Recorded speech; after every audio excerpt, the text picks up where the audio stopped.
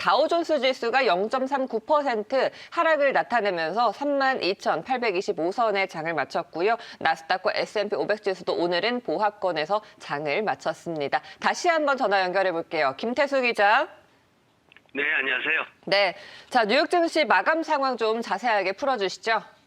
네, 시장은 소매 판매가 부진하게 나오면서 생각보다 굉장히 많이 떨어졌습니다. 그러면서 이제 투자 심리가 급냉하는 모습을 보였습니다. 예상치 못했던 상황이었기 때문에 투자자들의 심리가 굉장히 빠르게 하락을 한 겁니다.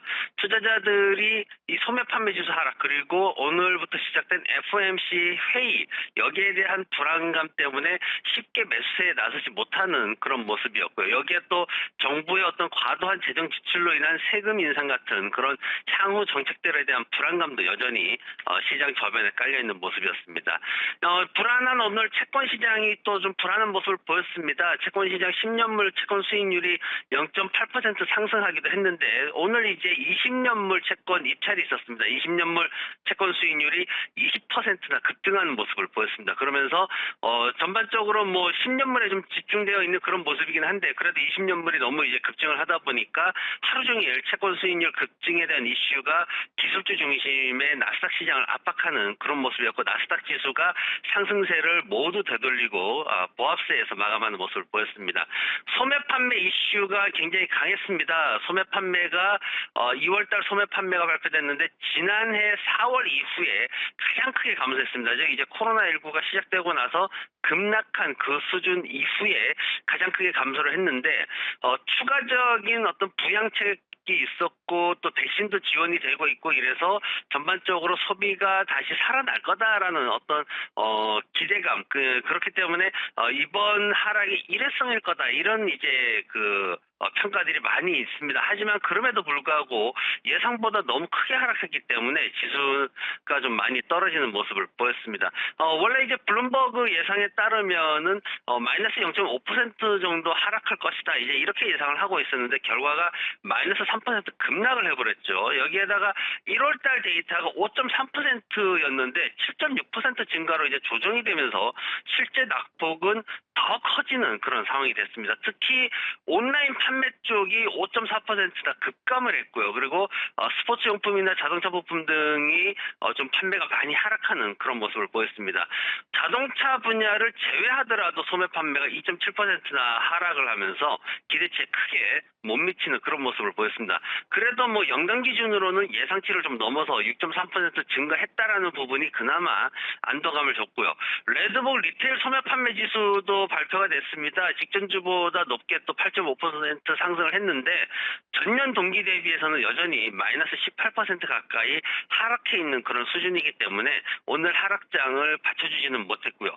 대부분의 경제학자들이 추가적인 부양책이 있고 그리고 백신 지원이 빠르게 진행되고 있기 때문에 경제가 다시 회복되면 곧 소매 판매 지수도 회복될 것이다라고 또 기대를 하고 있습니다.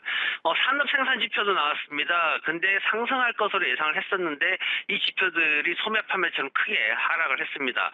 월간 산업 생산 지표가 마이너스 2.2% 하락을 했고요. 그리고 월간 제조업 생산도 마이너스 3.1%나 하락을 했습니다. 설비 가동률도 역시 예상보다 낮은 73.8로 전월 대비 하락을 했는데 텍사스주를 중심으로 해서 기록적인 한파가 있었기 때문에 이런 산업 생산이나 소매 판매들이 전반적으로 하락했다라는 평가입니다. 네. 간밤에 말씀하셨다시피 기술주들이 장 초반에는 그래도 오름 탄력을 보여주다가 결국은 다시 그 폭을 만납하면서 마무리가 됐습니다. 이 빵 종목들의 흐름을 한번 짚어주시죠. 그래도 반도체와 하드웨어 같은 IT 기술 산업들이 전반적으로 산업 측면에서는 상승을 주도하는 모습이었습니다. 기술주들이 굉장히 선방을 했는데요. 인터랙티브 미디어가 2.8% 정도 상승하면서 최대 상승을 보였고 반도체나 하드웨어, 소프트웨어들이 1%대 중반대로 그래도 시장 상승을 이끌었습니다. 그래서 이제 나스닥 지수도 좀 버틸 수 있었던 거고요. 모처럼 이제 바이오테크 산업이 1% 정도 상승하는 모습을 보였습니다.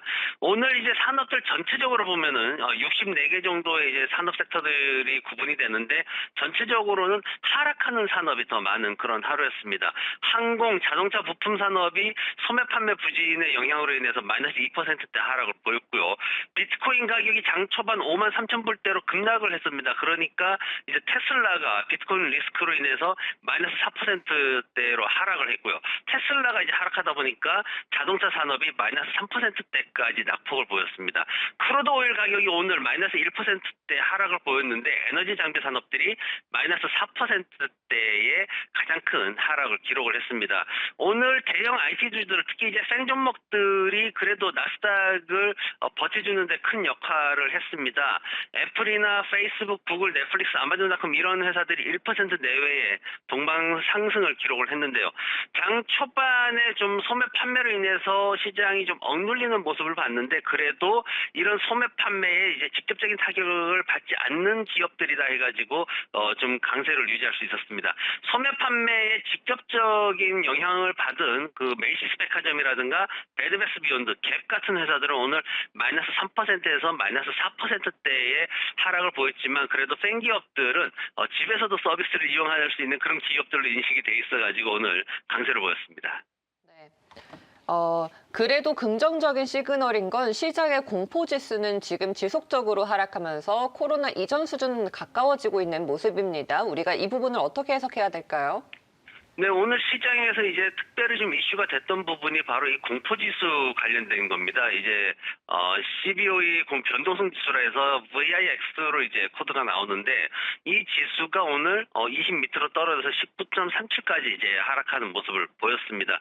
이게 이제 변동성 척도라 그래서 일반적으로 말하는 거는 이제 공포 게이지 뭐 이렇게 또 표현하기도 하는데 전체적인 흐름을 보면은 지난 이제 3월 5일 날 올해 3월 5일 날 고점 한번 찍고 나서 마이너스 30%까지 지금 굉장히 빠르게 하락을 하고 있는데 코로나19 그 유행 기간 동안에는 지난해 1년 전이죠. 3월 18일 날 85.47 이제 정점 찍고 나서 계속해서 이제 하락하고 있는 모습입니다. 오늘 마이너스 1.2% 하락하면서 19.79달러로 장을 마감을 했는데 한국 투자자분들이 이 VIX에 대해서 이제는 좀 어느 정도 이제 알고 계셔가지고 투자를 하시는 분들이 많은데 일반적으로 어떻게 생각을 하시냐면은 단순하게 지수와 반대로 가는 종목이다 이렇게 생각을 하십니다. 저도 올해 초부터 해가지고 이 지수를 가지고 이 종목을 가지고 이제 투자 전략을 세워서 한 2번 정도 이렇게 수익 실현하고 나왔는데 근데 투자자분들이 주의해야 될 게 뭐냐면은 이 종목은 일반 기업을 기초로 하는 종목이 아니기 때문에 무작정 반대로 움직인다라는 개념만 가지고 접근하면은 손해가 정말 심각하게 나올 수도 있습니다. 하루에 정말 수십 %가 날아갈 수도 있는 그런 종목인데 이 종목에 대해서 뭔가 이제 생각을 하고 계신 분들은 반드시 옵션의 기본적인 가격 결정 메커니즘을 이해를 해야 됩니다. 그걸 하지 않고 진입하는 개인 투자자분들은 굉장히 심각한 위험에 노출될 수 있기 때문에 그 부분을 오늘 말씀드리려고 제가 이 얘기를 좀 드렸고요. 그리고 오늘 또 하나 이제 나왔던 얘기는 재밌는 얘기인데 뱅크 오브 아메리카에서 이제 펀드 매니저들 대상으로 설문조사를 했습니다. 그 설문조사에서 뭐가 나왔냐면은 코로나19가 더 이상 최대 위험이 아니다라는 결과가 나왔습니다.